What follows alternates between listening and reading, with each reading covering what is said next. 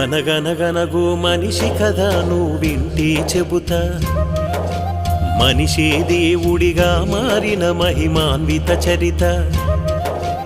అనగనగనగు మనిషి కథ నువ్వింటే చెబుతా, మనిషే దేవుడిగా మారిన మహిమాన్విత చరిత.